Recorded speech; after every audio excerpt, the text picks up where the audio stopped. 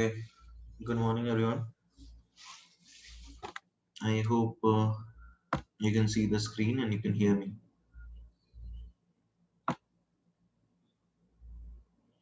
Right?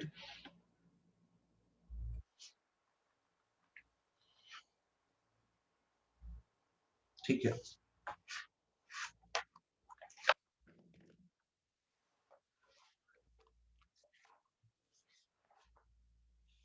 So let us start by doing the homework which was given to you in the last class.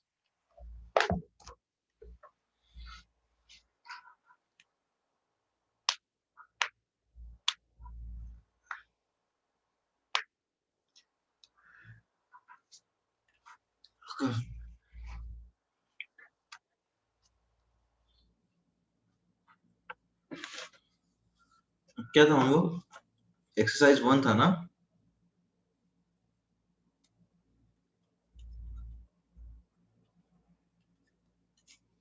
Exercise 1 right. कहाँ से कहाँ तक?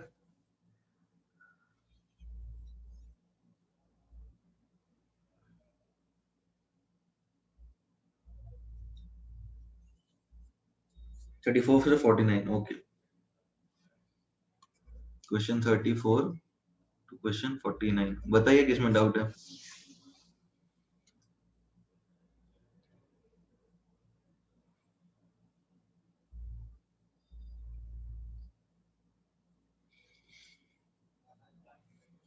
Thirty four में doubt है. The number of moles of KMnO4 reduced by 1 mole of Ki in alkaline medium is okay.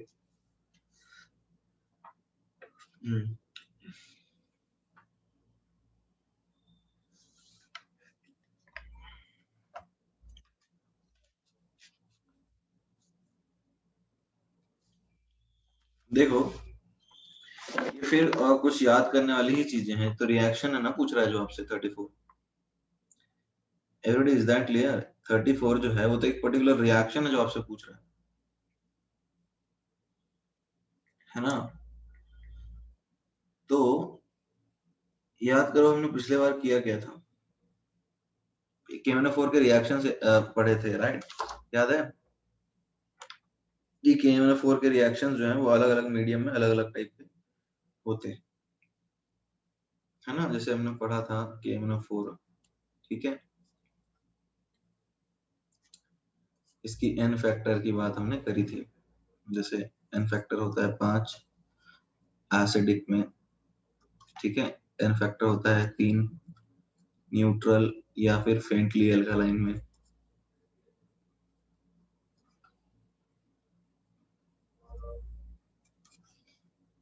और n factor होता है 1 किसमें? बेसिक में. यही है ना? अब इस क्वेश्चन में क्या दिया है वो देखते हैं. तो अब देखो यहाँ पर ये जो Ki के साथ इसकी रिएक्शन होगी, Ki के साथ इसकी जो रिएक्शन होगी उसकी हम बात कर लेते हैं. तो अब देखो अल्कलाइन मीडियम जो है उसमें MnO4+7 है और ये जो Ki के साथ रिएक्शन होता है वो फेंटली अल्कलाइन में ही होता है. तो ये जाएगा तीन फैक्टर से. तो MnO4 माइनस जो है ना it will be converted into MnO2. ठीक है, MnO4 minus will be converted into MnO2. और जो Ki है वो कन्वर्ट होता है KiO3 में. Ki होता है कन्वर्ट KiO3 में. अब देखो यहाँ पर ये तुमसे नहीं पूछना चाहिए था इनको. They should not ask this from you at this stage because ये डी ब्लॉक की एक रिएक्शन होती है. ठीक है, this is a D block reaction. ये तो डी ब्लॉक में चला जाएगा ना. डी ब्लॉक एलिमेंट्स पढ़ोगे then you will be able to answer this. ठीक है, तो अब इसको करो बैलेंस. आप तो कर सकते हो क्या? अब तो कर सकते हो ना. I told you the reactions now. Fine, now this should be a question. तुम्हें जो पूछना चाहिए ना मतलब तुमसे भी वो ये डेटा दे करके पूछना चाहिए कि ये इसमें कन्वर्ट हो रहा है और ये इसमें कन्वर्ट हो रहा है. अब बताइए कितने मोल्स कौन सा करने वाला है कन्वर्ट.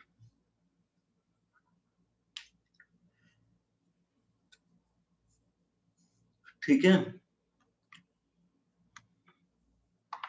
अच्छा, ये एक्चुअली में बेसिक ही है, इन्फिनिटली अल्कलाइन में ही होता है। देखो एग्जैक्टली रिएक्शन प्रेडिक्ट करने के ऊपर ज्यादा टेंशन मत लो, क्योंकि ये तो अभी नहीं बताया जा सकता है ना तुमको। So I have told you that this is something that is going to take place. आप इसके बेसिस पे इसको सॉल्व कीजिए।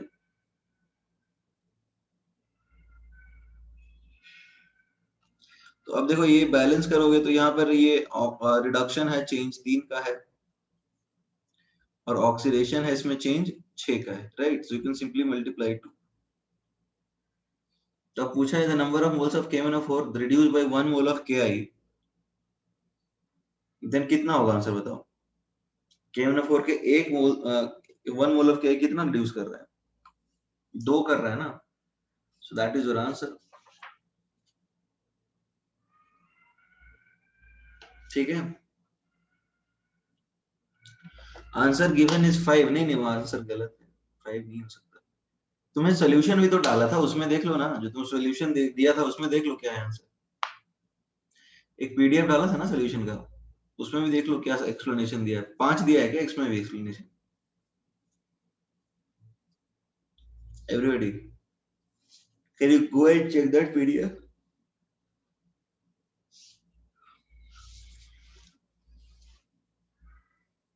चेक किया किसी ने?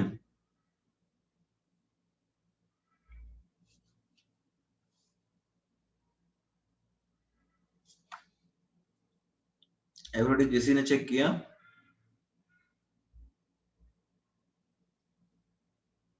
किसी ने नहीं किया? दो ही है ना, ठीक है। एक्चुअली देखो इसमें क्या रिएक्शन होगा ना, ये अभी हम नहीं बता सकते। अब जैसे कोई बच्चा है जो कि सपोज पूरा कोर्स पढ़ चुका है और एक तरह से वो रिपीट कर रहा है, तो वो बता पाएगा इसका रिएक्शन, ठीक है। अभी जैसे आप 11th में हो, so don't worry about the reaction. ये रिएक्शन मैं इसलिए पहले ही बता दिया था, ठीक है ना। तो रिएक्शन बताने के बाद तुम्हारा काम चालू होगा। अभी हम रिएक्शन थोड़ी प्रेडिक्ट कर सकते हैं। आगे बढ़ सकते हैं एवरीबॉडी?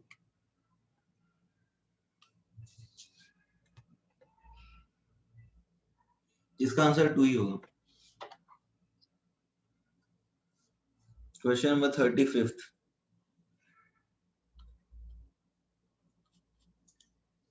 सिद्धेश पूछ रहा है वीआई, अरे रिएक्शन होता है, you will study about it in class 12।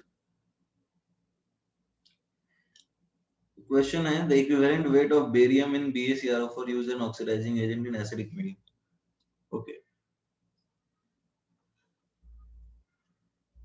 देखो BaCrO4 जो है हमने पढ़ा था, क्रोमियम जो है एसिडिक मीडियम में +6 से +3 में जाता है, यही है ना एवरीबॉडी? ये सबको पता है ना?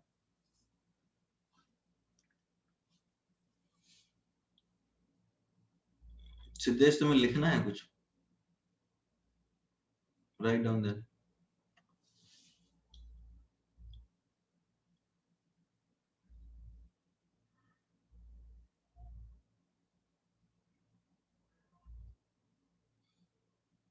डन।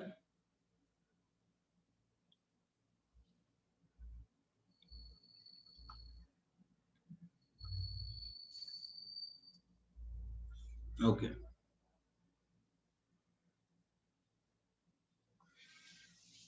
जैसे BaCrO4 जो है वो +6 से +3 में जा रहा है, ठीक है ना। BaCrO4 जो है it is going from +6 to +3। अब इस प्रोसेस में जब ये +6 से +3 में जा रहा है, इसका एन फैक्टर क्या हो गया बताओ? इसका एन फैक्टर 3 हुआ है ऑलरेडी।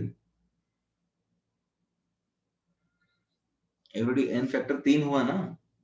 तो ये पूरे मॉलिक्यूल ने 3 इलेक्ट्रॉन ट्रांसफर किया। तो जब इसका इक्विवेलेंट मास निकालोगे पूरे मॉलिक्यूल का, तो मास अपॉन 3 होगा, ठीक है। तो m/3 आएगा ना ये तो हम लोग सीखे हैं ना कि कुछ जनरल रिएक्शन में कि K2Cr2O7 जो है +6 से +3 में आता है। तो अब 137.34 दिया है, तो बेरियम का भी 137.34 डिवाइड बाई 3 हो जाएगा। Is that clear everybody? इसमें तो कोई डाउट नहीं होना चाहिए।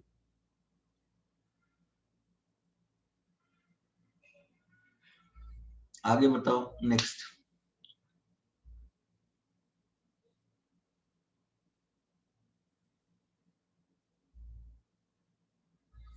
43 43 ओके 43 के पहले किसी का कोई डाउट है?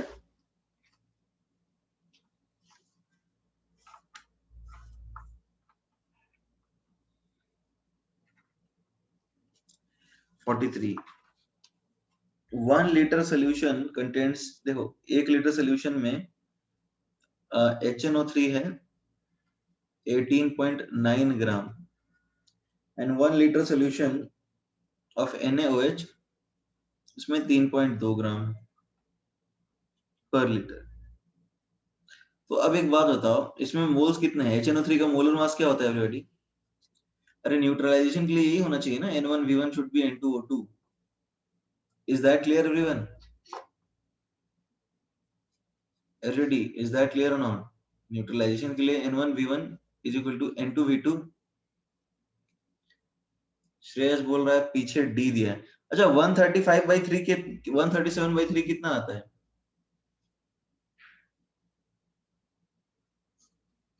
एवरीबॉडी 137/3 कितना आता है?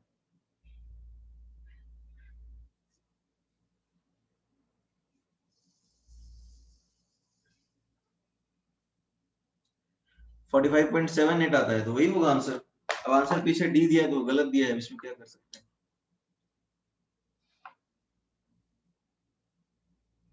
नेक्स्ट 35। अरे इसका सोल्यूशन में भी चेक कर लो यार, डाउट है तो। एक्चुअली बहुत सारे आंसर्स गलत दिए हुए हैं, बट कई जगह होता क्या ना, इनके सोल्यूशन में सही रहता है। जो तुमको सोल्यूशन का एक पीडीएफ मिला होगा उसमें सही दिया रहता है, बट आंसर गलत रहता है, तो वो चेक कर लो।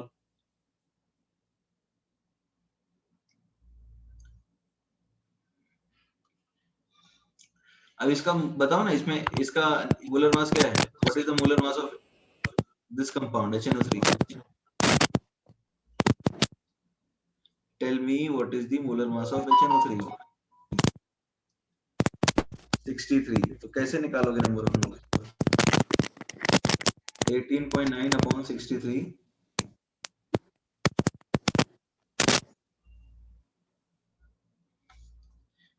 इनटू इसका जो V1 है,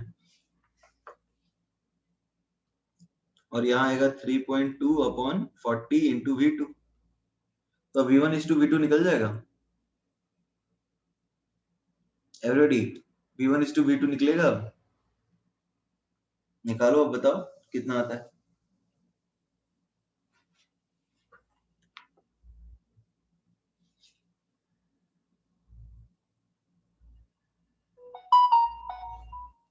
कितना है एवरीबॉडी बताओ।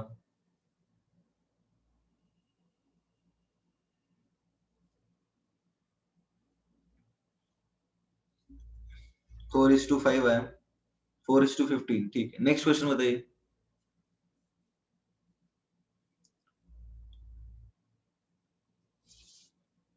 49।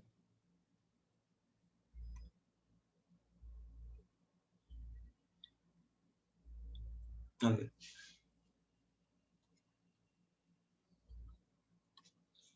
देखो 49 क्या है? If 1.2 gram of metal displaces. अब देखो मेटल हाइड्रोजन के साथ रिएक्ट करता है और कुछ रिएक्शन करता है, ठीक है, equivalent of weight of metal. तो अब देखो नंबर ऑफ मोल्स कितने हैं हाइड्रोजन के? ये है 1.12/22.4। ठीक है, तो मास हाइड्रोजन का क्या है? 1.12 इंटू 22.4 इंटू 2, यानी 1.12/11.2, यानी कि कितना हो गया बताओ? 1/10 ग्राम हुआ ना एवरीडे। इसमें कोई डाउट है? तो अब नंबर ऑफ इक्विवेलेंट से इक्वल करो। Given mass of metal by equivalent mass of metal is equal to given mass of hydrogen upon equivalent mass of hydrogen. Equivalent mass of hydrogen 12 gram आ रहा है, number of equivalents equate करके equivalent mass of hydrogen जो है that is coming out to be 12 gram, right. Equivalent mass of hydrogen 1 gram होता है ना इसके बेसिस पे। एवरीबॉडी, इसमें किसी को डाउट है?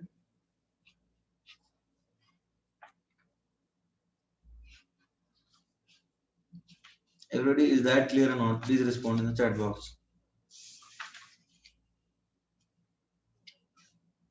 So can we move ahead now?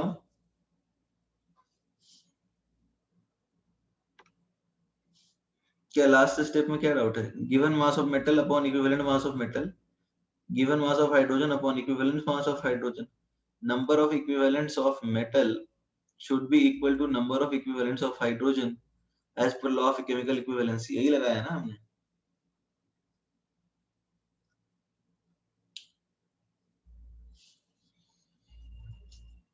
Okay, so can we move ahead, guys?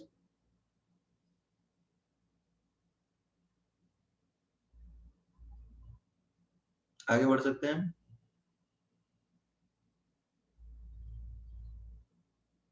Write down.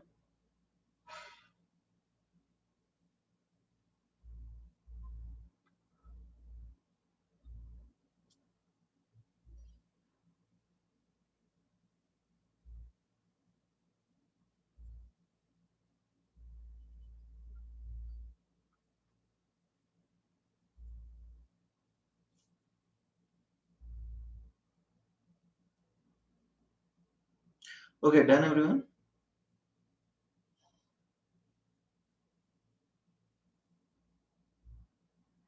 Fine. So, Siddesh written?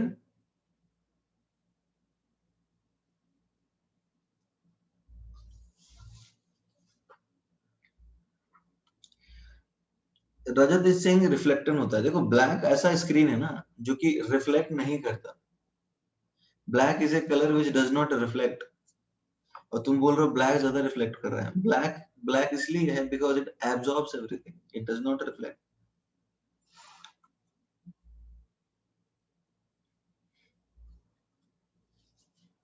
तो इसकी विजिबिलिटी सबसे अच्छी ब्लैक में ही आएगी, तो वो तो व्हाइट में ज्यादा होगी, वो तो व्हाइट में ज्यादा होगी। तुम रिफ्लेक्शन की बात कर रहे हो तो व्हाइट में मैक्सिमम होगी। ब्लैक इज दैट कलर जो कि सब कुछ एब्जॉर्ब कर लेता है, रिफ्लेक्ट बहुत कम करता है। Fine, let us come to, देखो एक छोटा सा क्वेश्चन है। 0.93 Fe कन्वर्ट होता है Fe3+ में, ठीक है? तो क्वेश्चन है calculate the n factor for Fe0.93O। इसमें कुछ समझ में आ रहा है? क्या करोगे? मान लो ये प्रोसेस है, तो इसमें कैसे निकालोगे? कुछ आइडिया लग रहा है? n फैक्टर कैसे निकालोगे? This is called non स्टोइशियोमेट्रिक compound, इसको बोलते हैं नॉन स्टोइशियोमेट्रिक कंपाउंड।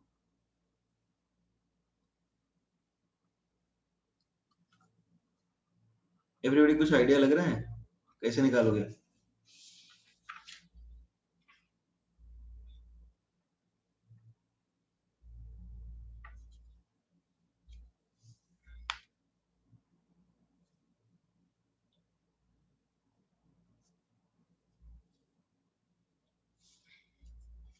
एवरीबॉडी कुछ आइडिया लग रहा है?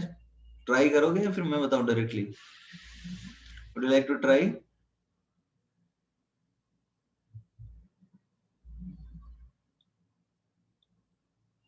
Okay, then try.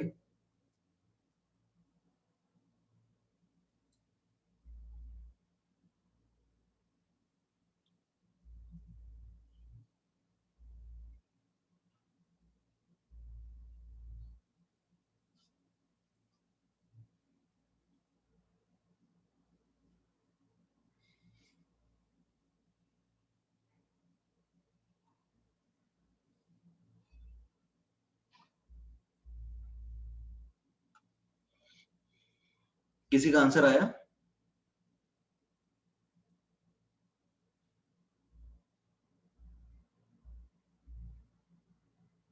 97/93। ओके, अच्छा जरा सोचो कि इसमें आयरन का ऑक्सीडेशन स्टेट क्या है? 0.93x माइनस 2 इज 0, तो x आएगा 2/0.93। तो n फैक्टर तो यही होता है ना, चेंज इन ऑक्सीडेशन स्टेट। तो इधर 3 है और इधर 2 माइनस 0.93 है, इनटू नंबर ऑफ एटम्स जो कि 0.93 है। तो 3 इंटू 0.93 माइनस 2 अपॉन 0.93 इंटू 0.93, यही ना। तो ये देखो आ रहा है 3 इंटू 0.93 माइनस 2, तो ये कितना आया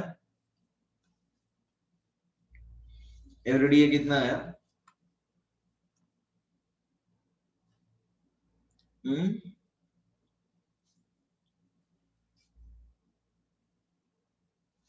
0.89 आया ना ये तो।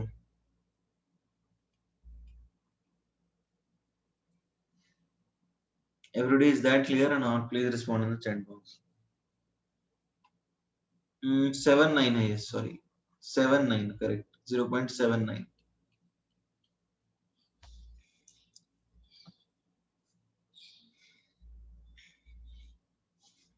तो ये हमने निकाल लिया 0.79।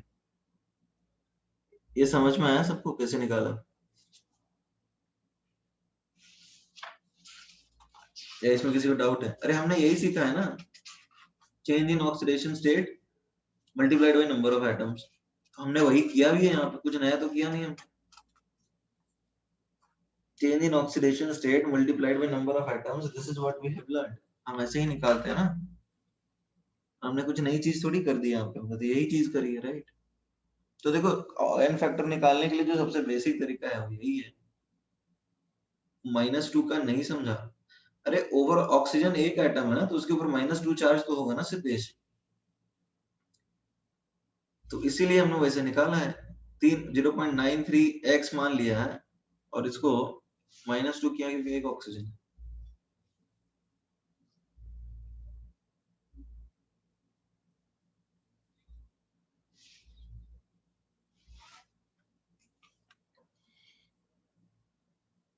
आगे बढ़ सकते हैं।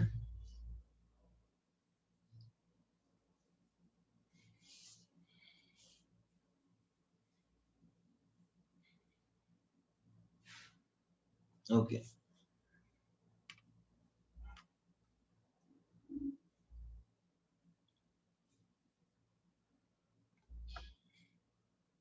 तो देखो अब हम लोग आगे बढ़ते हैं। सी, तो सी, अभी merits and demerits of N factor. N factor के कुछ फायदे हैं, एन फैक्टर मेथड के कुछ फायदे हैं। देखो मान लो कुछ ऐसा रिएक्शन है, I2 रिएक्ट किया NH2O3 माइनस के साथ, ये S4O6 माइनस बन गया, फिर इसके साथ कुछ और रिएक्ट किया A और वो B बन गया। तो तुम डायरेक्टली इसके नंबर ऑफ इक्विवेलेंट्स इक्वेट कर सकते हो number of equivalents of B's। तो तुम्हें नहीं लगता है कि इसके फायदे क्या है? It saves a lot of time and the calculation becomes easy.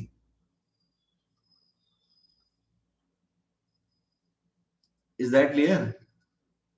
POAC जैसा हो जाता है ना कि एक लंबे चेन ऑफ रिएक्शन में तो हम डायरेक्टली लगा सकते हैं principle of atomic combination, sorry POAC principle of atomic conservation, वैसा ही लग जाता है ना ये। लंबे चेन ऑफ रिएक्शंस में हम डायरेक्टली इंप्लीमेंट कर सकते हैं इसको। ये बात समझ में आ रही है everybody? Is that clear or not? से यस और नो। ये क्लियर है ना? प्रिंसिपल ऑफ एटॉमिक कंजर्वेशन की तरह इसको आसानी से हम लगा सकते हैं, बट इसके कुछ नुकसान भी हैं क्या एवरीबॉडी? इसके कुछ नुकसान हैं? ठीक है, तो पहले इसको लिख लो, I talk about the demerits as well.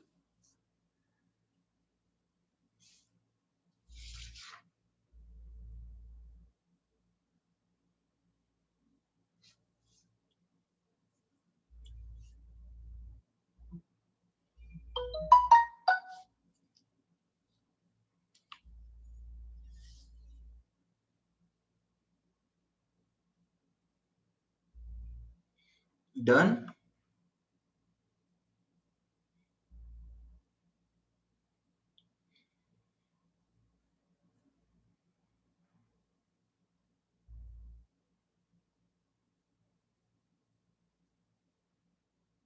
हाँ हाँ वही है Shreyas, I will talk about it. तो अब देखो ये तो बात हो गई कि इसके मेरिट्स है, आप लंबे रिएक्शन में अप्लाई कर सकते हो, बट इसके डीमेरिट्स भी हैं। देखो तुमको याद होगा पीओएसी हर जगह पे लगता है क्या? एवरीबॉडी, पीओएसी हर जगह पे लगता है, वो तो तभी लगता है जब एक एटम रिएक्टेंट में, मतलब उसके भी कुछ कंडीशंस हैं, राइट? देखो मोलैरिटी जो है वो होता है number of moles upon volume, और नॉर्मेलिटी क्या होता है? नॉर्मेलिटी क्या होता है? नॉर्मेलिटी होता है एन फैक्टर इनटू मोलैरिटी। और यहाँ पे एन फैक्टर जो है ये रिएक्शन डिपेंडेंट है, एन फैक्टर जो है वो रिएक्शन डिपेंडेंट है, ठीक है? ये फिक्स्ड नहीं होता है, इट इज नॉट फिक्स्ड।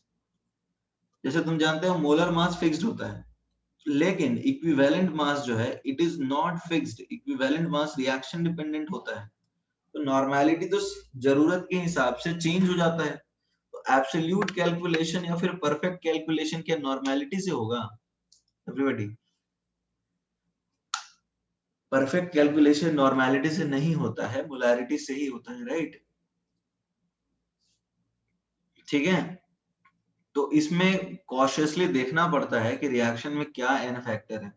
जैसे H3PO4 का एन फैक्टर हम एक डिफाइन कर देते हैं, बट यदि एक मोल NaOH के साथ रिएक्ट करेगा तो एन फैक्टर एक ही होगा।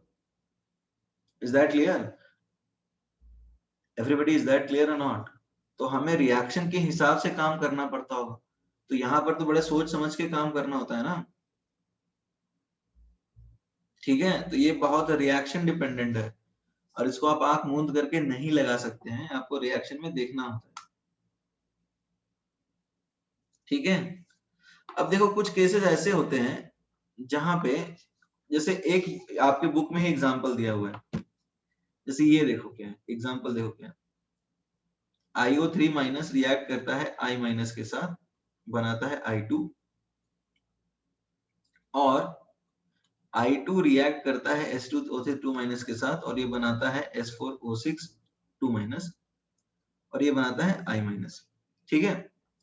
तो यहाँ पे I2 का एन फैक्टर क्या है बताओ? I2 का एन फैक्टर इस रिएक्शन में निकाल सकते हो बेटी? इस रिएक्शन में निकाल सकते हो क्या? हम्म, इसका एन फैक्टर क्या आएगा? 5/3 आएगा ना। और यहाँ पे इस रिएक्शन में एन फैक्टर क्या आएगा? इस रिएक्शन में यहाँ पे एन फैक्टर क्या आएगा everybody? Please respond in the chat box. नहीं बताओगे? एक से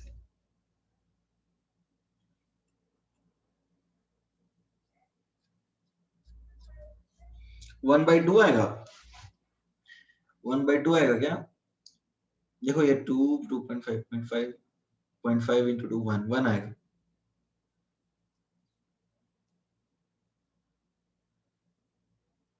ठीक है? और दो है तो दो ही है, ठीक है?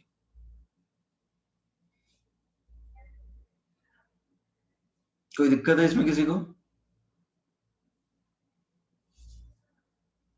अब जरा देखो, इन दोनों में I2 के n फैक्टर अलग अलग हैं, तो अब तुम क्या इसके इक्विवेलेंट्स इससे इक्वेट कर सकते हो एवरीबॉडी?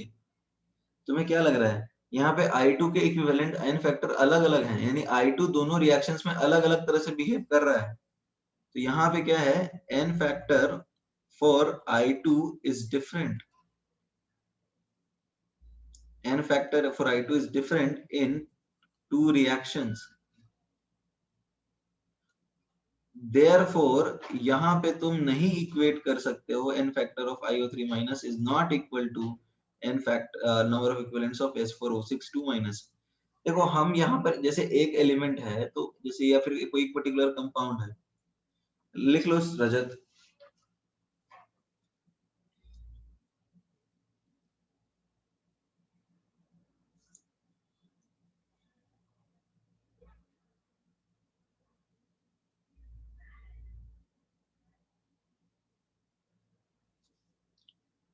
मेरिट्स वाला तुम्हें लिखना है,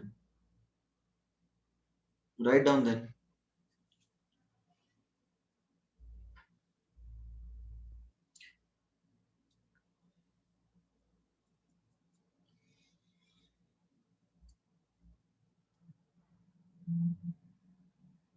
डन, ओके। अच्छा, ये सब कुछ समझ में आया कि जैसे एक पर्टिकुलर I2 मॉलिक्यूल है और वो दो अलग अलग तरीके से रिएक्ट कर रहा है, राइट? एक ही मॉलिक्यूल है I2, बट ये दो अलग अलग तरीके से रिएक्ट कर रहा है, तो उस केस में नहीं लगता है, in this case N factor concept is not applicable. ये बात सबको समझ में आ रही है या नहीं आ रही है? Everybody please respond in the chat box. यहाँ पे ये बात समझ में आ रही है? तो यहाँ पे इसमें क्या करना है आपको, in such cases mole concept is used. देखो, जो बेस्ट तरीका है वो तो मोल कॉन्सेप्ट का ही है, जो आपने A naught by A, B naught by B, C naught by C किया है ना,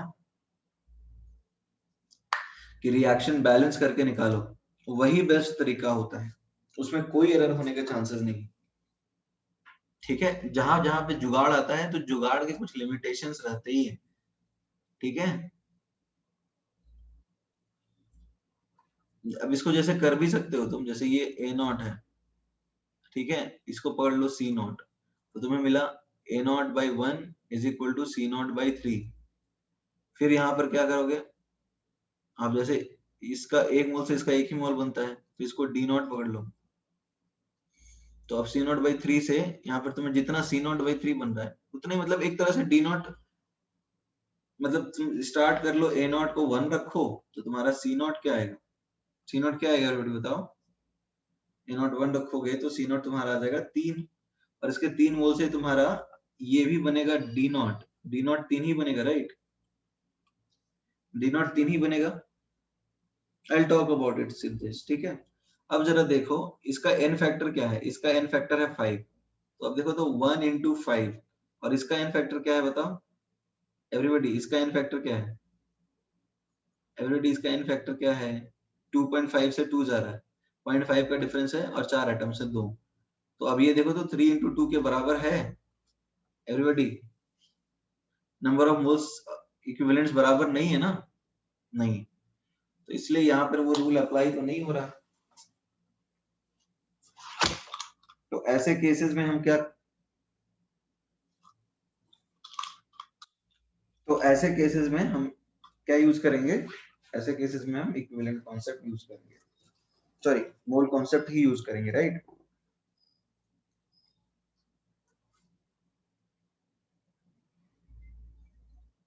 everyday is that clear or not? ऐसे केसेस में हम इक्विवेलेंट कॉन्सेप्ट ना यूज करके मोल कॉन्सेप्ट यूज करेंगे। ओके, अब सिद्धेश तुम्हें किस चीज का डाउट है? तुम्हें I2 का इन फैक्टर नहीं निकल रहा है, राइट? सिद्धेश तुम्हें किस चीज में डाउट है? अच्छा, एन फैक्टर निकालते कैसे हैं बताओ? How do you think N factor is calculated? हाँ, मतलब सेकंड रिएक्शन में I2 का एन फैक्टर भी बता रहा हूँ मैं तुम्हें, तो मैं पूछ रहा हूँ तुमसे कि एन फैक्टर निकालते कैसे हैं? अब तक क्या लगता है तुम्हें, क्या तरीका है? कुछ तो बोलो।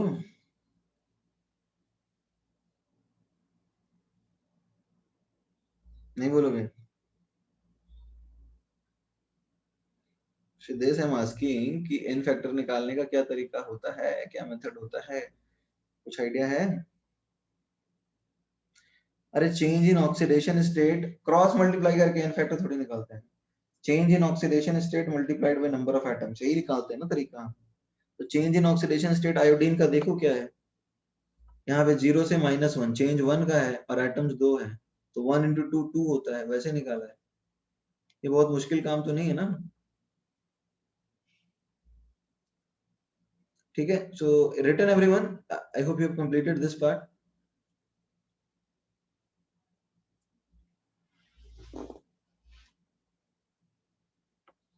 Now let us talk about titrations.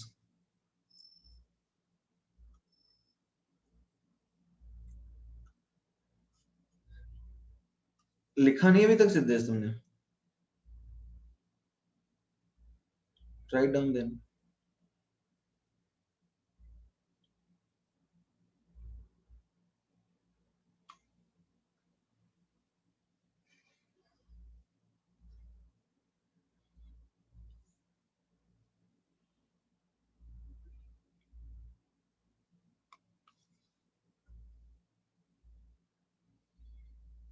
Done.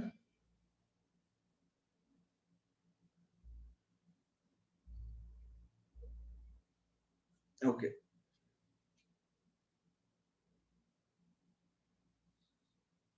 देखते हैं अब टाइट्रेशन क्या है। देखो टाइट्रेशन क्या है,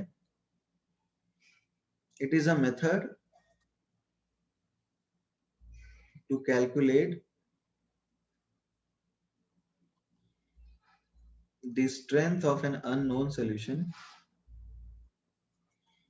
strength of an unknown solution using a standard solution. I'll tell you क्या होता है। जैसे मान लो, जैसे लैब में एक किए हो करोगे, यदि ये नहीं हो तो, जैसे मान लो तुम्हारे पास कोई एक सोल्यूशन है एसिड का, ठीक है, उसकी नॉर्मेलिटी तुम्हें पता करनी है, वॉल्यूम तुम्हें पता है, ठीक है, दिस इज नोन। तो अपन करते क्या है, एक ये सपोज अननोन है ना, ये this is unknown solution. Unknown मतलब इसका नॉर्मेलिटी नोन नहीं है, तो हम NB और VB ये है नोन सॉल्यूशन, इसको ऊपर से डालते हैं। तो जिस पॉइंट पे ये, तो ये जो नोन सॉल्यूशन है this is called standard solution. जिस सॉल्यूशन का कॉन्सेंट्रेशन पता है उसको हम बोलते हैं स्टैंडर्ड सॉल्यूशन।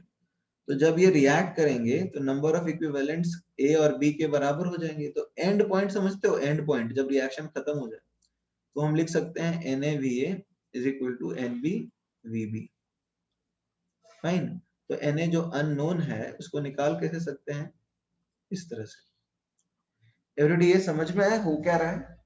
लैब में इसको बोलते हैं टाइट्रेशन। एक नोन सॉल्यूशन मतलब एक सॉल्यूशन जिसका नॉर्मेलिटी हमें पता है, हम उसका इस्तेमाल करते हैं क्या, किस लिए, जो सॉल्यूशन का नॉर्मेलिटी अननोन है उसे निकालने के लिए। And this is called titration. समझ में आ रहा है? एवरीबॉडी समझ में आ रहा है नहीं आ रहा? जैसे एसिड है, जैसे तुम्हारे पास एसिड एक है जिसका सॉल्यूशन का तुम्हें मोलारिटी या नॉर्मेलिटी निकालना है, तो तुम क्या करोगे, बेस डालोगे, ठीक है। अब जब वो न्यूट्रल हो जाएगा, जब वो न्यूट्रल हो जाएगा तो तुम देखोगे कि बेस कितना ऐड हुआ, और यदि बेस का नॉर्मेलिटी पता है तुम्हें, तुम एसिड का निकाल सकते हो।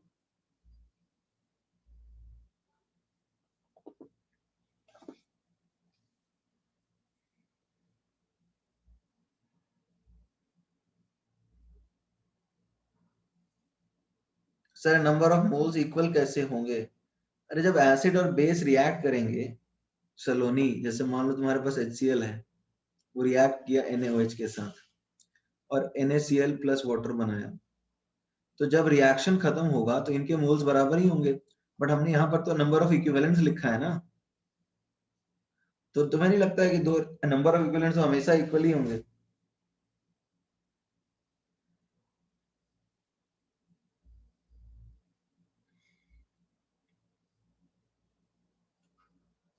ओके, इसमें और किसी का कोई डाउट है?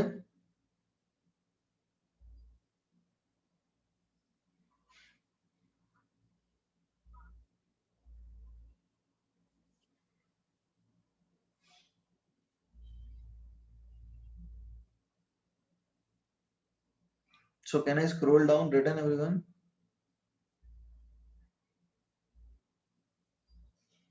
रुक जाओ अभी, I'll tell you.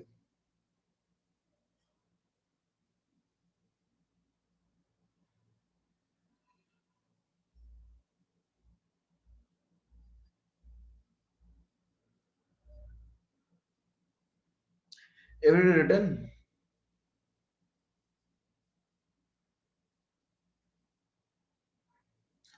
ठीक है, written. ओके, एक बच्चा पूछ रहा है कि हमें कैसे पता चलेगा कि रिएक्शन कब खत्म होगा।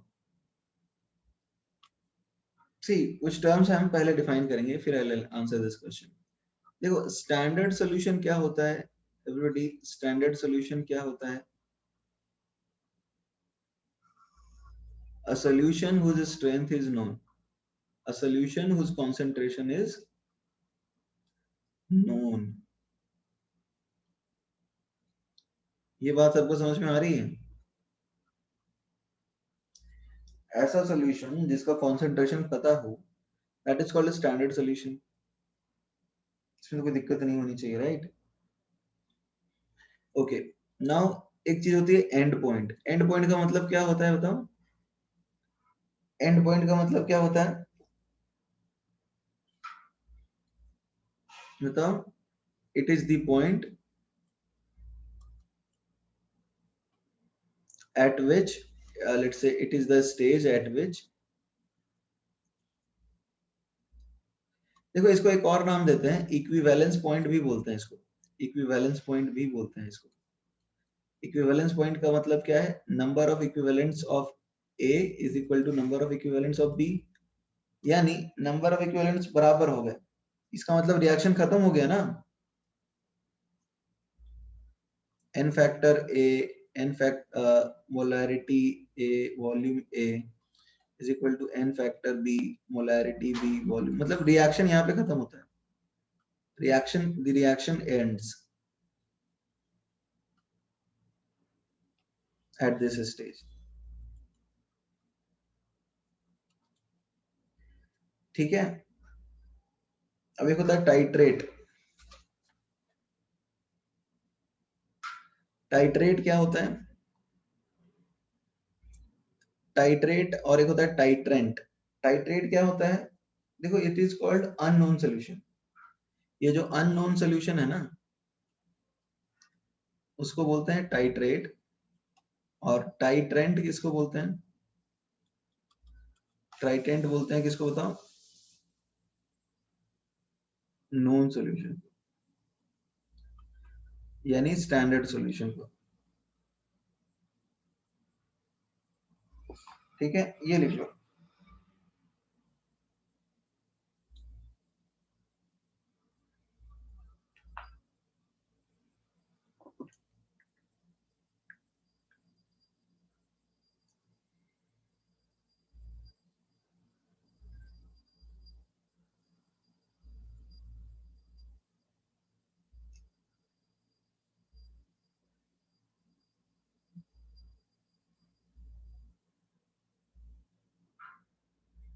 Written everyone?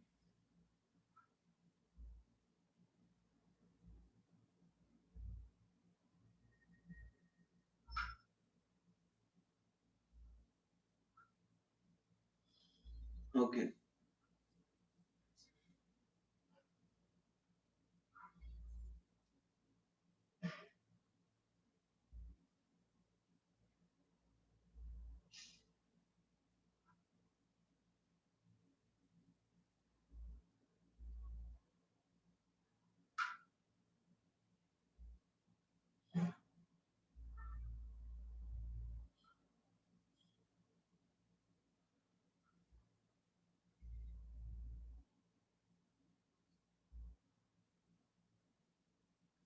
Done everyone? ठीक है। टाइट्रेंट और टाइट्रेट। अच्छा, ब्यूरेट समझते हो? ब्यूरेट, एवरीबॉडी ब्यूरेट समझते हो? ब्यूरेट क्या होता है? जैसे मान लो ऐसा करते हैं, ये लैब में तुमने देखा होगा करते हुए एक्सपेरिमेंट। एक एक लंबी सी ट्यूब रहती है, ठीक है, और यहाँ पे एक लगाया हुआ था इस तरह से, ऊपर से इसमें तुम ऐड कर सकते हो कॉनिकल फ्लास्क के थ्रू, और एक स्टैंड के थ्रू लगा होता है, इधर एक स्टैंड लगा दो एंड इट इज सेट, है ना? So this is called burette. Lab में देखा होगा।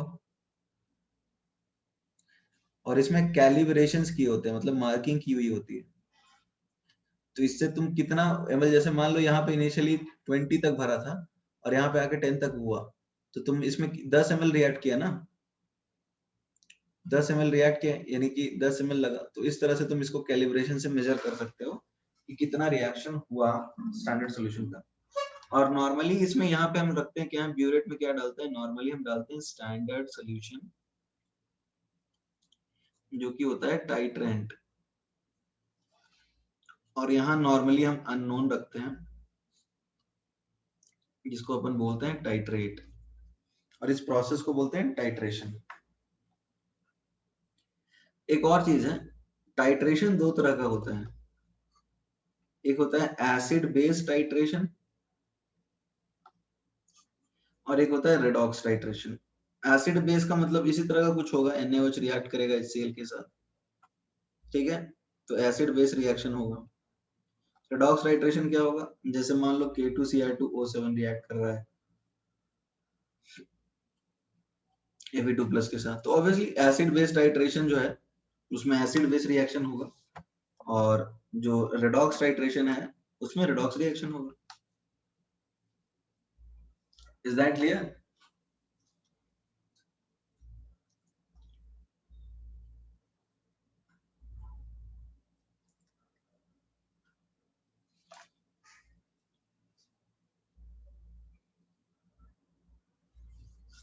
Everybody, is that clear or not?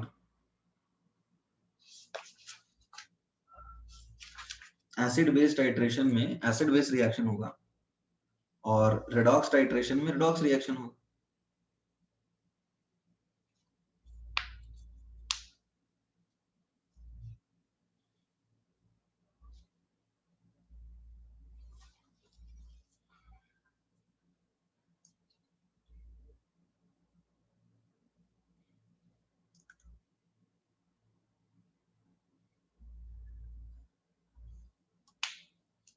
Done everyone?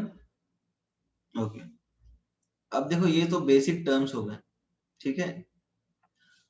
Siddhesh is saying wait, ठीक है सिद्धेश, राइट डाउन।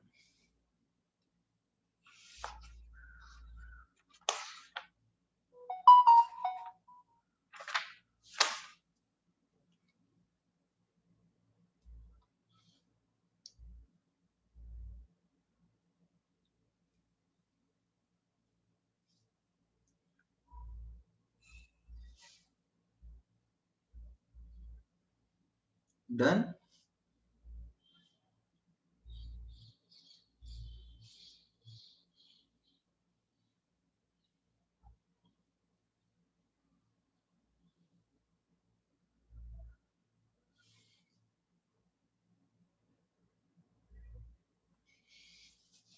ओके, अब देखो एक बात है कि रिएक्शन, श्रेयस ने पूछा था हमें कैसे पता चलेगा कि रिएक्शन खत्म कैसे हो। जैसे मान लो तुम क्लास में बैठे हो, शैतानी कर रहे हो, ठीक है, और तुमने किसी को बोल रखा है कि जैसे ही टीचर आएगा तो बता देना, ठीक है, जैसे ही टीचर आएगा तो बता देना। तो तुमने दरवाजे पे एक बच्चा को खड़े करके रखा है, ये पता करेगा कि टीचर आएगा, तुम्हें इशारे कर देगा, ठीक है, और तुम शांति से फिर बैठ जाओ, तब तक तुम मस्ती कर रहे हो। तो अब वहां पे एक इशारा करने वाला एक इंडिकेटर तुम्हें चाहिए ना, जो कि बात को बताए, ठीक है। Is that clear? तो अब वैसे ही रिएक्शन में भी खत्म हुआ तो कुछ ना कुछ विजिबल चेंजेस होने चाहिए ना एवरीबॉडी। रिएक्शन खत्म हुआ तो कुछ ना कुछ विजिबल चेंजेस होने चाहिए, जिससे हमें पता चलेगा कि रिएक्शन खत्म हो गया है। Is that clear?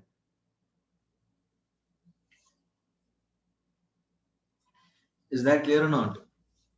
तो रिएक्शन में कुछ ना कुछ विजिबल चेंजेस होने चाहिए, जिसके बेसिस पे हम ये बता पाएंगे कि रिएक्शन जो है वो खत्म हो गया। तो इंडिकेटर क्या है? इट इज ए सब्सटेंस या फिर इट इज अ केमिकल, जो भी बोलो, which indicates the completion of reaction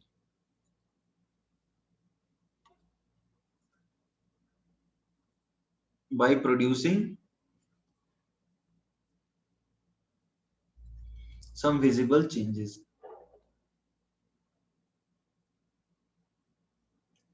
ये सबको समझ में आ रहा है? डायग्राम कौन सा ड्रॉ करना है तुम्हें सिद्धेश? ड्रॉ कर लो।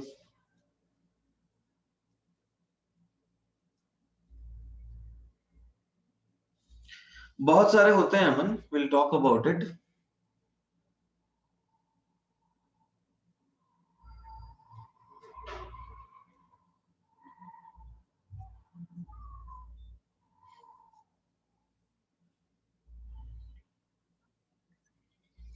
डन?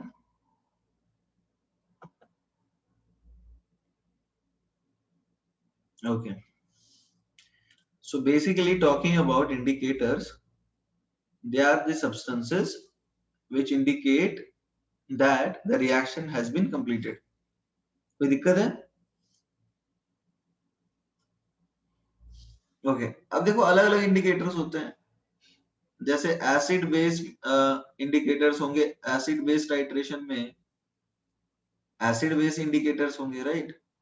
एसिड बेस टाइट्रेशन में एसिड बेस, या फिर बोल सकते हो एसिड बेस इंडिकेटर होंगे, और रेडॉक्स टाइट्रेशन में अलग टाइप के इंडिकेटर्स हैं। ठीक है, will talk about indicators, don't worry about that, कौन कौन से इंडिकेटर्स यूज करते हैं। यहाँ पे रेडॉक्स टाइट्रेशन में जनरली जो यूज होता है वो सेल्फ इंडिकेटर भी होते हैं कई, या फिर एक्सटर्नल इंडिकेटर्स यानी अलग से इंडिकेटर रखते हैं। आई विल टॉक अबाउट इट क्या है। ठीक है, सेल्फ इंडिकेटर से स्टार्ट करेंगे, फिर हम एसिड बेस टाइट्रेशन के एसिड बेस इंडिकेटर पे जाएंगे। ठीक है, रिटन एवरीवन।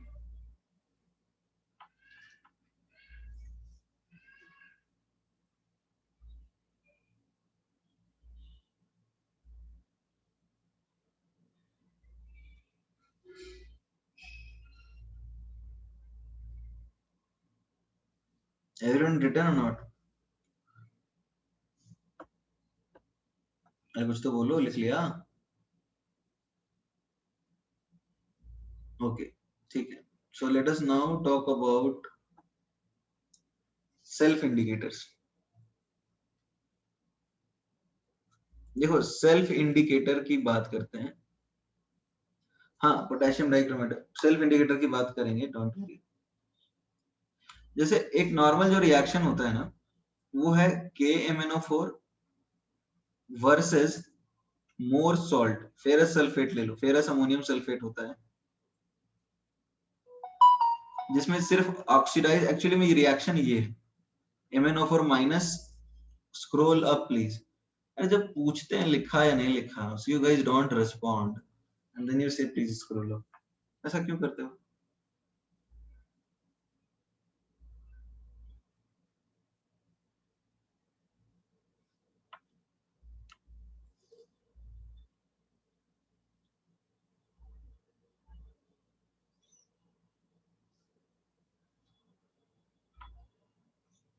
डन।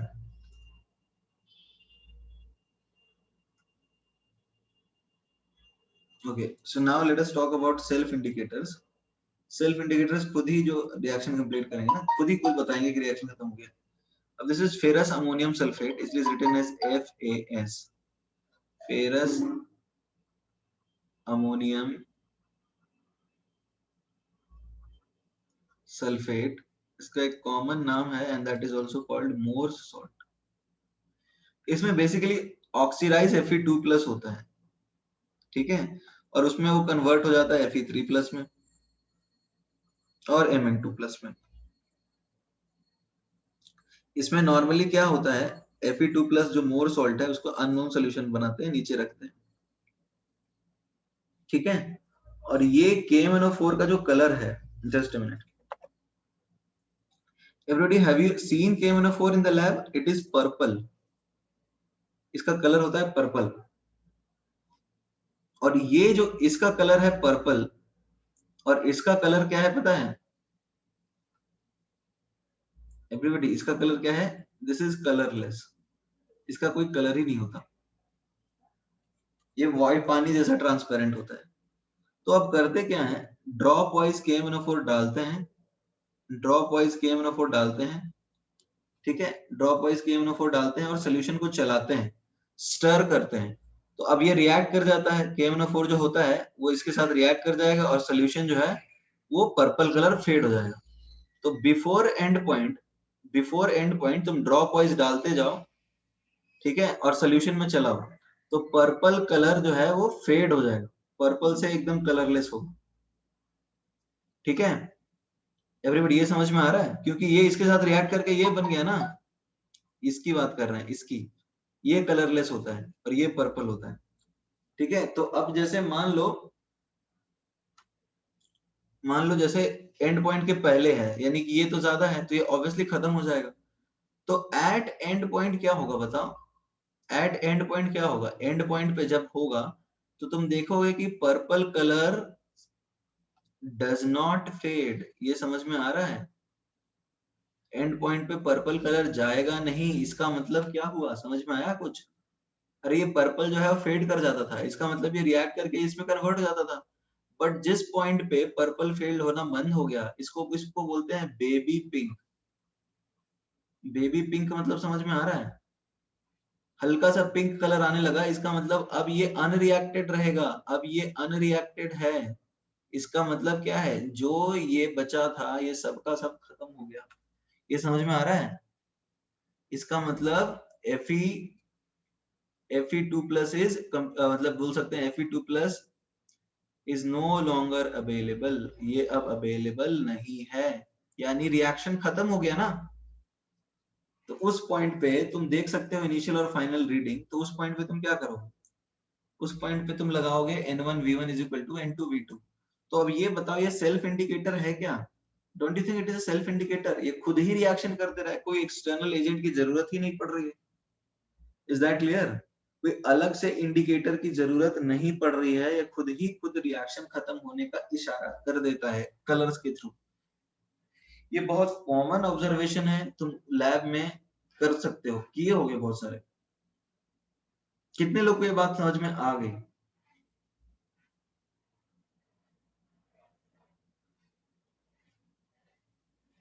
ओके। और कितने लोग को नहीं समझ में आई? How many of you could not understand? कुछ चमका ही नहीं, ऐसे कितने लोग? सिद्धेश, ओके।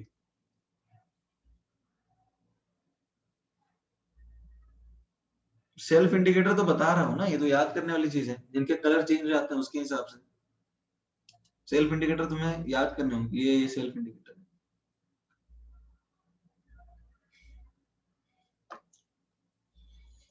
पहले right it down,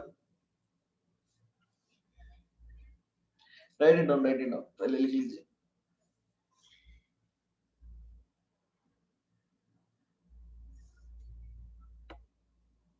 return everyone, first right it down.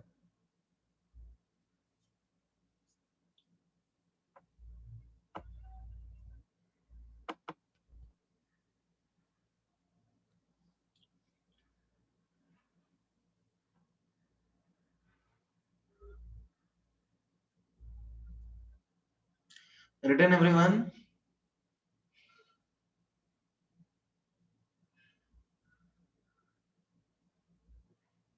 Okay, तो अब देखो मैं फिर से समझा देता हूँ। देखो बहुत सारे सवाल पूछ रहे हैं, सेल्फ इंडिकेटर जो तुम्हें पढ़ना है वो K2Cr2 OCN और KMnO4 पढ़ना है।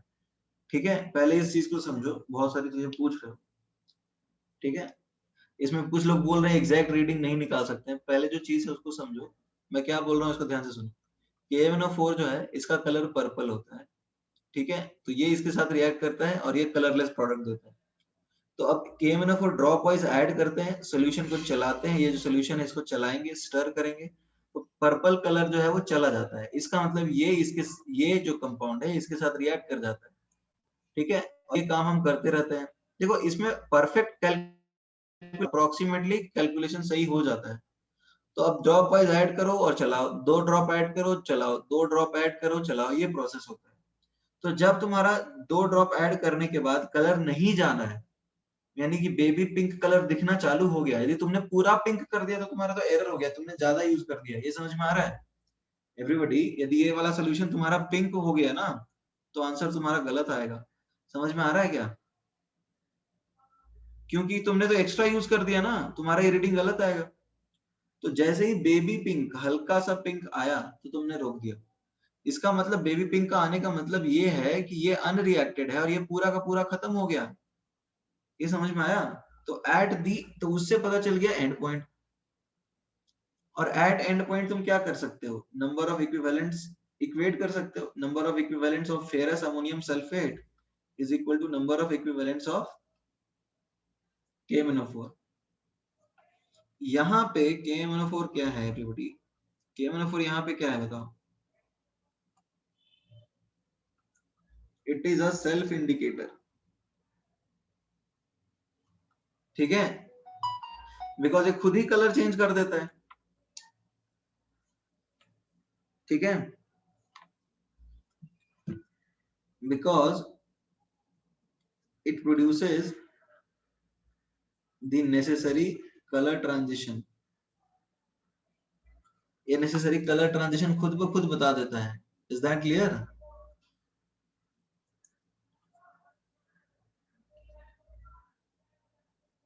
Everybody, is that clear or not?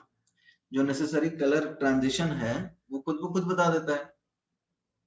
अब सिद्धेश तुम्हें समझ में आया?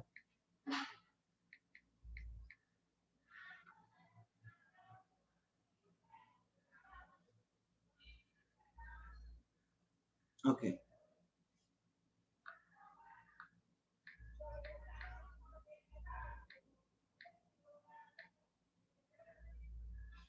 ठीक है.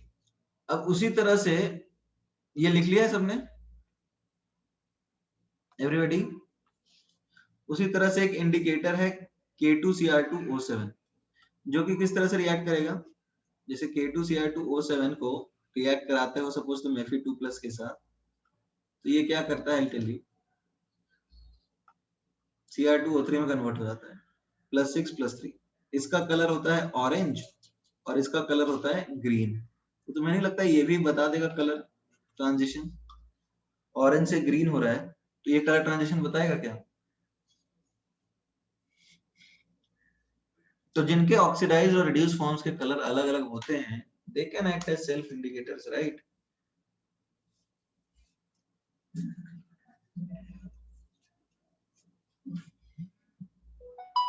Everybody, is that clear? But तुम्हें लगता है कि इसमें बेहतर होगा, ऑरेंज से ग्रीन पहचानना आसान होगा?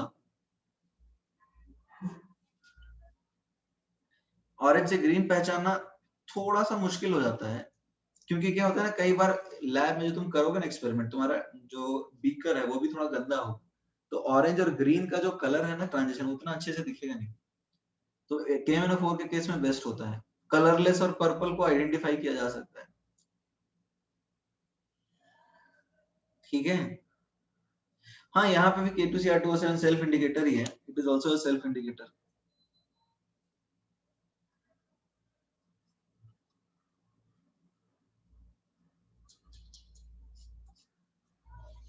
फाइन.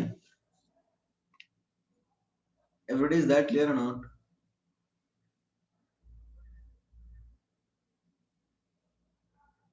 अरे हाँ, कुछ तो बोलो, आगे बढ़े. Okay, now let us talk about, ये लिख लिया था ना ऊपर वाला पार्ट, एवरीबॉडी रिटन और not? Okay, now let us talk about, case के बारे में बात करेंगे. अब हम लोग बात करने वाले हैं एसिड बेस इंडिकेटर्स. देखो, एसिड बेस इंडिकेटर्स कहाँ यूज किए जाएंगे बताओ?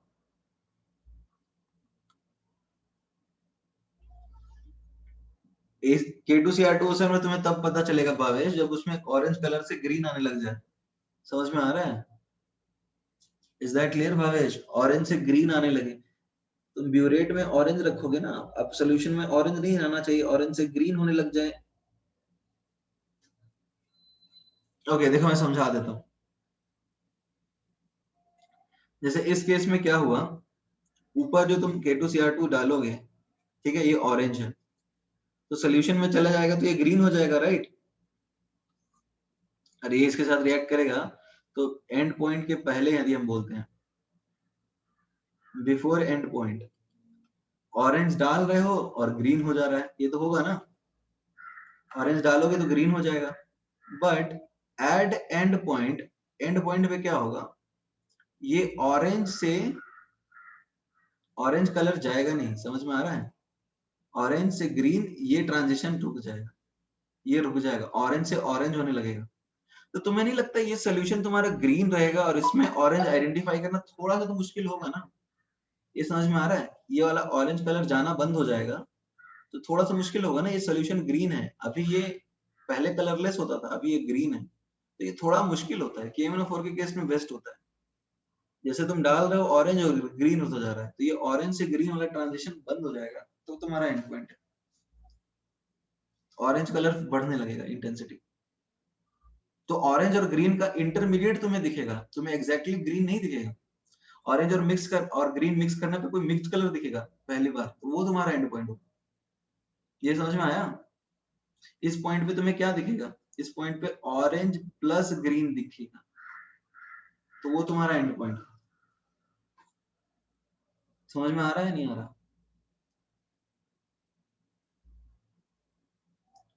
आगे ये लिखना है तो लिख लो, राइट इट डाउन।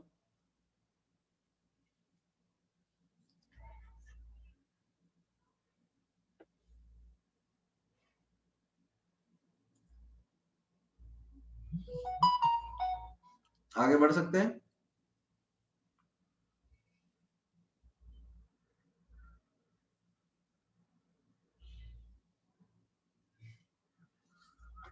ओके,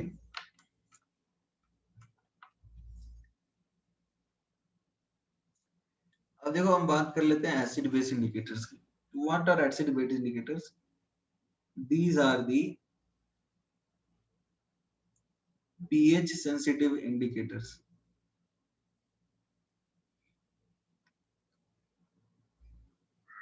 ये समझ में आ रहा है एवरीबॉडी? ये pH sensitive indicators है ना, which show color transition,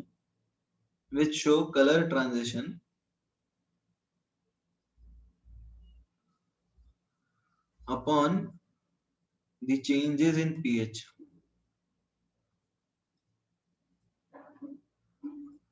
जैसे pH चेंज होता है वैसे ये कलर ट्रांजिशन दिखाता है, राइट?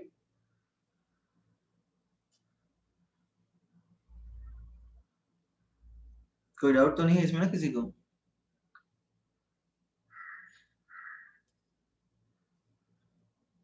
ठीक है। अब देखो, जो एसिड बेस इंडिकेटर्स होंगे, तुम्हें नहीं लगता खुद भी एसिड और बेस ही होंगे, तभी तो अलग अलग कलर दिखा रहा है। देखो, the ionized and unionized forms of the indicator have different colors।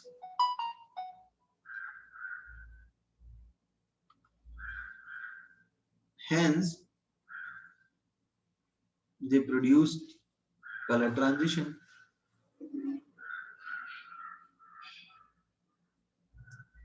ये समझाता हूं मैं क्या है इसका मतलब। I'll tell you।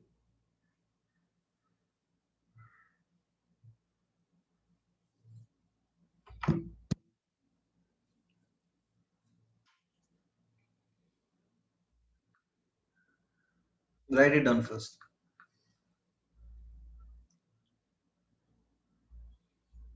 Written everyone?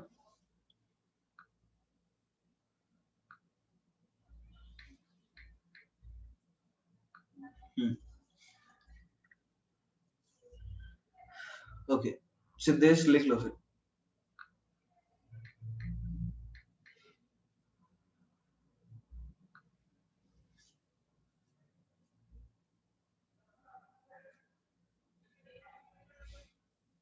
Done.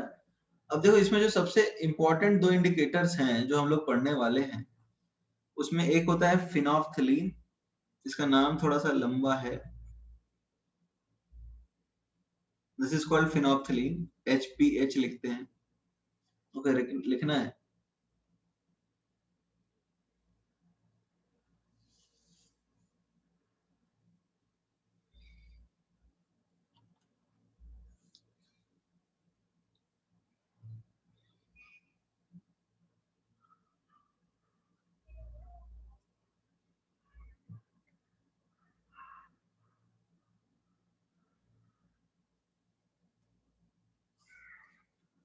Done. अब देखो, फिनोल्फ्थलीन होता है और दूसरा होता है मिथाइल ऑरेंज। ये दो इंपॉर्टेंट है जो हमें पढ़ने हैं, MEOH। ठीक है। एसिडिक में मिथाइल फिनोल्फ्थलीन का कोई कलर नहीं होता, कलरलेस। और बेसिक में इसका कलर क्या होता है? इसका कलर होता है पिंक। ठीक है। मिथाइल ऑरेंज का कलर जो होता है एसिडिक में होता है रेड और बेसिक में होता है येलो। अब देखो क्या है, जैसे हम बात कर लेते हैं फिनोप्थिलीन की, तो इसका ये वाला फॉर्म जो है ये है कलरलेस, और ये वाला फॉर्म जो है दैट इज पिंक, ठीक है। और MeOH एक बेस है एक्चुअली, ये एक्चुअली में एसिड है इसलिए H लिखा, और ये मिथाइल ऑरेंज एक बेस है, तो MeOH इस तरह से कन्वर्ट होता है, ठीक है ना। तो इसका इसका कलर है येलो और इसका कलर है रेड। ये पहले लिख लो, राइट डाउन एवरीवन।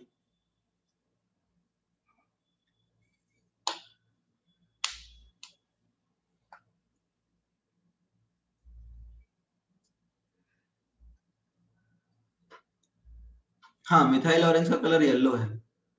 इसको ऑरेंज क्यों बोलते हैं ये पूछ रहे हो क्या? अरे येलो प्लस रेड ऑरेंज होता है ना, जब आयनाइज होगा चालू तो येलो प्लस रेड ऑरेंज हो जाएगा ना, इसलिए ऑरेंज बोलते हैं, ठीक है। दोनों दिखेंगे ना कलर, ऑरेंज ही दिखेगा तुम्हें।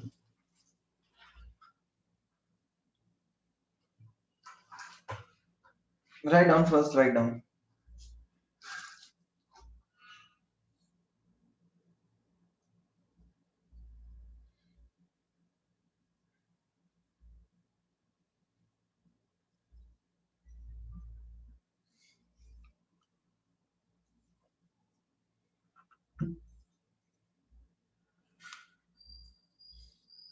Written everyone. तो देखो हमने पहले क्या बात करी है, हमने ये बोली है, हमने ये बात बताया है कि एसिडिक और बेसिक मतलब ये इंडिकेटर्स भी वीक एसिड या वीक बेस होते हैं, जिनके आयोनाइज्ड और अनआयोनाइज्ड फॉर्म्स कलर अलग अलग होते हैं, right. Everybody is that clear? जिनके आयोनाइज्ड और अनआयोनाइज्ड फॉर्म्स के कलर अलग अलग होते हैं। तो जैसे जैसे पीएच चेंज होगा इनका आयनाइजेशन चेंज होता है और उसके हिसाब से कलर चेंजेस आते हैं। एग्जैक्टली जो डिटेल्स है वो तो तुम आयनिक इक्विलिब्रियम करके एक चैप्टर है उसमें ही समझोगे। अभी बेसिक यदि हम बात करें तो अच्छा एक बात बताओ, एसिड है, एसिड तुम्हें लगता है किसके साथ रिएक्ट करता है? बेस के साथ। तो एसिड आयनाइज कब होगा? What do you think? Acid ionise कब होगा, बेसिक मीडियम में या एसिडिक मीडियम में? जो वीक एसिड है वो तो बेसिक मीडियम में आयनाइज होगा ना। तो अब उसको वैसे समझाते हैं, और बेस की कौन से मीडियम में आयनाइज होगा? एवरीबॉडी, बेस कौन से मीडियम में आयनाइज होगा? एसिडिक मीडियम में। तो अब फिनोप्थिलीन जो है वो एसिडिक मीडियम में अनआयनाइज्ड रहता है, तुम्हें दिख रहा है ना, एसिडिक मीडियम में अनआयनाइज्ड होता है इसलिए कलरलेस होता है। और बेसिक मीडियम में एसिड डिसोसिएट करने लगेगा बिकॉज एसिड रिएक्ट करेगा ना बेस के साथ। Is that clear? तो अब उसका आयनाइज्ड फॉर्म्स बनने लग जाता है, इसीलिए इसका कलर पिंक हो जाता है। और जब तुम एसिड से बेस की तरफ जा रहे हो तो बीच में कहीं न्यूट्रल होगा, वहां पे दोनों का कलर तुम्हें बेबी पिंक दिखेगा यहाँ पे। अब मिथाइल ऑरेंज देखो बेस है, तो बेसिक मीडियम में आयनाइज नहीं रहेगा ना, एसिडिक में आयनाइज होगा। तो बेसिक में वो कलर होता है उसका येलो, और एसिडिक में क्या होता है कलर रेड।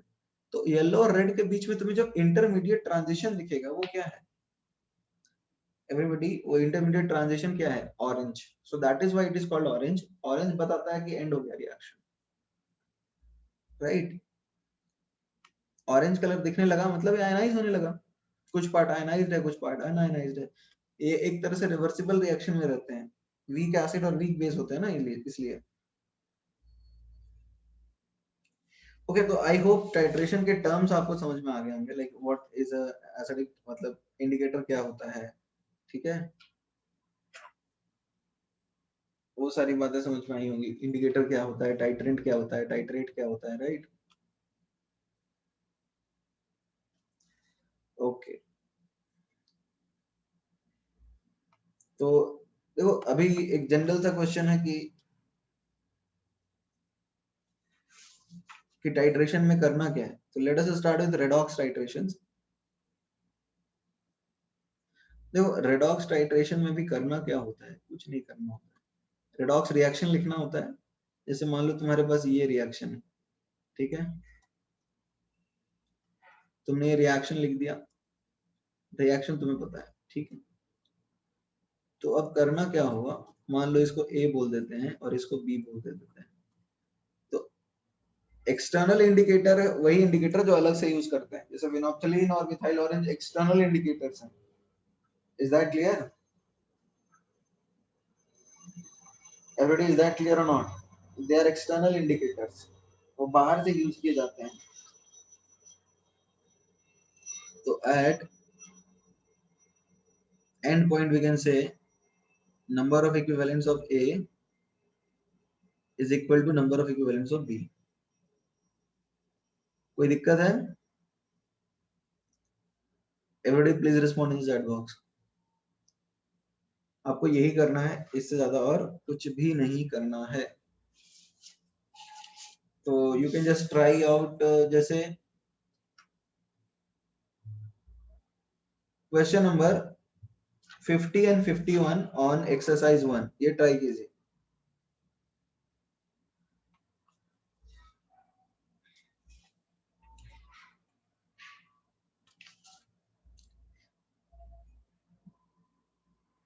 एक्सरसाइज 1 क्वेश्चन 50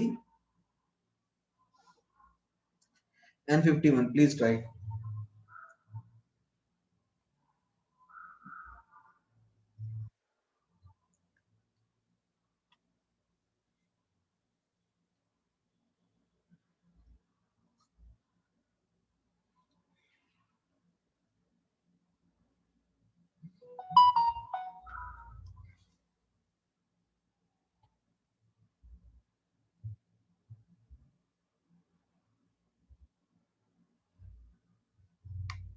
वाह, आयरन ऑक्जेल कुछ नहीं होता है, ऑक्जेलेट होता है कुछ।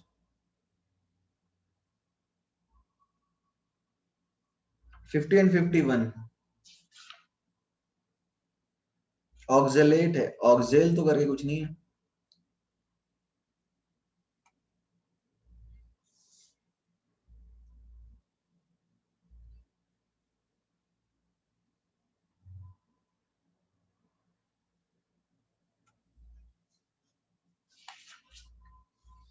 डन, अमन लिख लिया?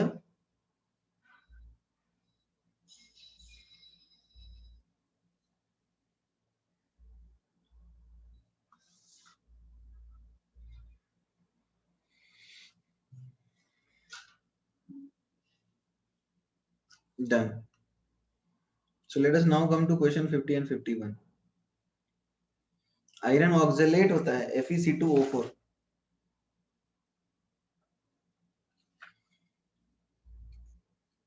This is iron oxalate FeC2O4। सबका आया आंसर?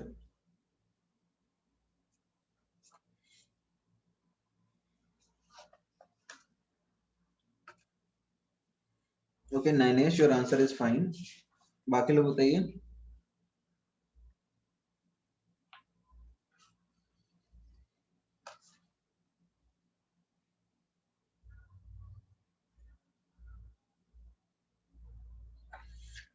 एन फैक्टर MnO4 का तो पता ही है ना तुम्हें, एसिडिक मीडियम में नॉर्मली 5 रहेगा। एसिडिक मीडियम में एन फैक्टर 5 होगा ना KMnO4 का। FeC2O4 का तो तुम्हें सोचना पड़ेगा, यहाँ पे +2 है और यहाँ पे +3 है, तो ये ऑक्सीडाइज हो जाता है ना Fe3 प्लस में +2 CO2 में, तो 3 हो जाएगा ना इसका एन फैक्टर। MnO4 +7 से +2 में जाएगा, तो इसका एन फैक्टर 5 होगा। चलो ठीक है, एन फैक्टर भी मैंने लिख दिए।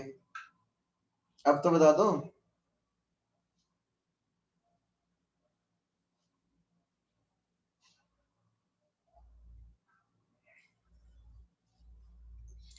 इसको हम बोलते हैं ए और इसको बोल देते हैं बी, तो यही होना चाहिए ना, NaVa is equal to NvVb।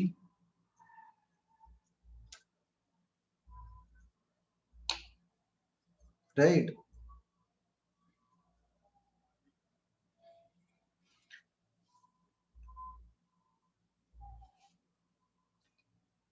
Good, Sarai. Your answer is correct.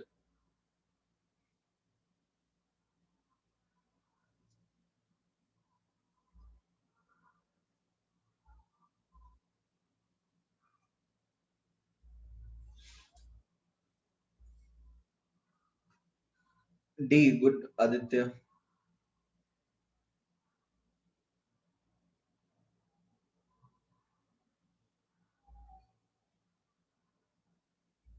Shreyas, very good. Bhavesh, good. Okay, और किसी को डाउट है क्या? अरे तुम्हें नंबर ऑफ इक्विवेलेंट देखने हैं ना सिर्फ। तो आयरन ऑक्जेलेट जो है उसमें आयरन +2 में है, तो वो +3 में ऑक्सीडाइज होगा। आयरन को हम लोग जानते हैं ना, 2 ऑक्सीडेशन स्टेट्स होते हैं, +2 +3। और ये वाली रिएक्शन तो हमने पहले भी लिखी है ना, कार्बन +3 से +4 में जाता है। तो ये टोटल 3 इलेक्ट्रॉन ध्रुवीय तुम्हें समझ में नहीं आ रहा? ध्रुवीय तुम्हें 3 इलेक्ट्रॉन कैसे आया समझ में नहीं आ रहा? 2 से 3 गया, एक चेंज, 3 से 4 गया, तो और 2 एटम्स, तो 3 चेंज। तो अब देखो तुम्हारे पास इक्विवेलेंट्स कितने हैं आयरन ऑक्जेलेट के? नंबर ऑफ इक्विवेलेंट्स है Fe2O4 के कितने आ रहे हैं? ये 3 है, इसका n फैक्टर, ठीक है ना, 25 into 0.1, तो ये कितना आ रहा है 7.5।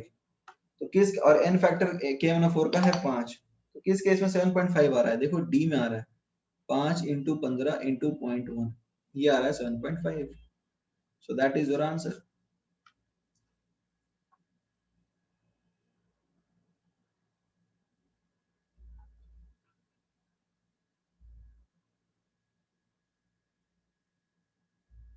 Is that clear? Okay, 51 try कीजिए, 51।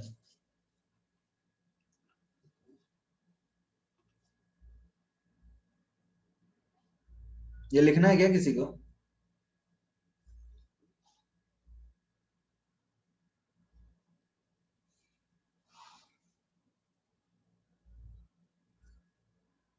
Okay, then write down.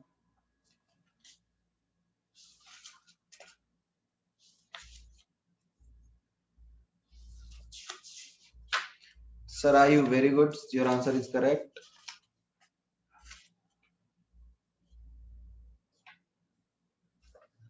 Sarayu भाई, आंसर सही है आपका। Done everyone? ओके ठीक है, मैं कर देता हूँ हेल्प। 51, देखो बेसिकली होता क्या है, एक कंपाउंड है जिसमें ऑक्सीडेशन नंबर ABD नाम है उसका। ऑक्सीडेशन नंबर जो है A का, इट इज -n, ठीक है। तो K2Cr2O7, तो number of equivalents of K2Cr2O7 ये कैसे निकालो? 1.68 into 10 की पावर -3 into इसका n फैक्टर 6 होगा, राइट? एवरीबॉडी, इसमें किसी को डाउट है क्या? तो अब इसका नया ऑक्सीडेशन स्टेट सपोज P है, तो इसका n फैक्टर क्या होगा बताओ? फाइनल P plus n होगा ना, n factor, final minus initial into number of atoms 1। तो number of equivalents of ABD क्या आएगा? इसका n factor P plus n into इसके नंबर ऑफ मोल्स 3.36 into 10 की पावर -3। कोई दिक्कत है इसमें? तो अब इक्वेट करो, 1.68 into 10 की power -3 into 6 is equal to P plus n 3.36 into 10 की पावर -3, ये कैंसिल हो जाएगा, और ये कितना आएगा 2, और ये आ जाएगा P plus n is equal to 3, तो P आएगा 3 minus n। अरे P n फैक्टर क्या होता है? Final oxidation state minus initial oxidation state, ये समझ में आ रहा है? ये रिड्यूस है तो ये ऑक्सीडाइज हो रहा है ना, ये रिड्यूस हो रहा है, K2Cr2O7 तो +6 पे तो रिड्यूस होगा, ये तो ऑक्सीडाइज होगा। तो इनिशियली -n था, बाद में P है, तो चेंज क्या आता है? फाइनल माइनस इनिशियली आता है ना, तो मैंने P मान लिया, तो चेंज क्या आया? P minus n। Everybody, is that clear or not? तो ये P plus n आएगा ना? अरे हाँ है ना, कुछ तो बोलो।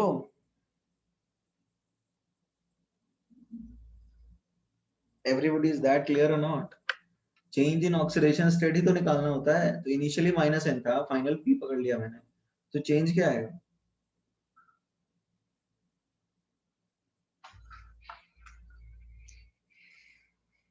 p प्लस n आएगा, राइट?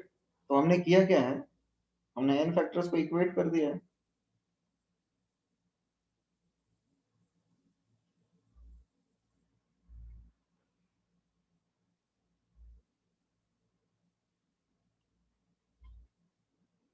एवरीबॉडी, इसमें किसी को डाउट है?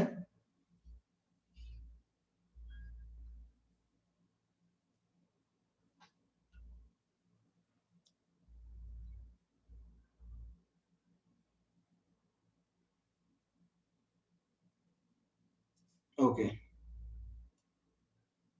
Then everyone written. देखो सलोनी, हमने किया क्या है यहाँ पे, हमने बेसिकली यही सीखा है ना कि नंबर ऑफ इक्विवेलेंट्स इक्वेट करना है, right? Number of equivalents equate करना है। तो K2Cr2O7 का n फैक्टर 6 है, ये तो हम लोग जानते हैं ना। K2Cr2O7 जो है, इसका n फैक्टर आपको याद करने के लिए बोला गया था, तो ये तो 6 है, ठीक है ना? तो इसके नंबर ऑफ इक्विवेलेंट्स हमने निकाल लिए, इसमें कोई डाउट है? सलोनी, इज दैट क्लियर? इसमें कोई डाउट है कैसे 6 है? इसके नंबर ऑफ इक्विवेलेंट्स निकालने में कोई दिक्कत है या नहीं है? Please respond in the chat box. तो अब इसका n फैक्टर निकालना है, इसके मोल्स दे रखे हैं, n फैक्टर निकाल लेंगे तो नंबर ऑफ इक्विवेलेंट्स पता चल जाएगा। इनिशियली माइनस n था, फाइनली p पकड़ लिया, चेंज क्या हुआ, p माइनस माइनस n, तो n factor p plus n आया ना, इक्वेट करके p निकाल दिया। Saloni, is that clear? Number of equivalents ही तो इक्वेट कर रहे हैं, यही कंसेप्ट है ना? ठीक है, और किसी को कोई डाउट है? आज की क्लास में कोई डाउट है? आपका होमवर्क है एक्सरसाइज 1, आपका होमवर्क है एक्सरसाइज 1, क्वेश्चन 54 से लेकर के क्वेश्चन 60 तक, ठीक है? एक्सरसाइज 1 क्वेश्चन 54 से लेकर के क्वेश्चन 60 तक बुकलेट, ठीक है? देखो आज हमने जो पढ़ा है, टाइट्रेशन का एक इंट्रोडक्शन किया है, ठीक है? एक्सरसाइज 2 से अभी नहीं दे रहे हैं, हमने इंट्रोडक्शन किया है, तो तुम चाहो तो थोड़ा आगे का पढ़ सकते हो, that will be easier for you. थोड़ा आगे का पढ़ सकते हो, तुम्हारे लिए चीजें आसान रहेंगी। बट आज हमने टाइट्रेशन का इंट्रोडक्शन किया है, राइट? इसमें किसी को कोई डाउट है तो बताओ। Any doubt everybody? ठीक है, फिर bye, will meet in the next class. आपका होमवर्क है एक्सरसाइज 1 क्वेश्चन 54 टू 60, ठीक है? बाय।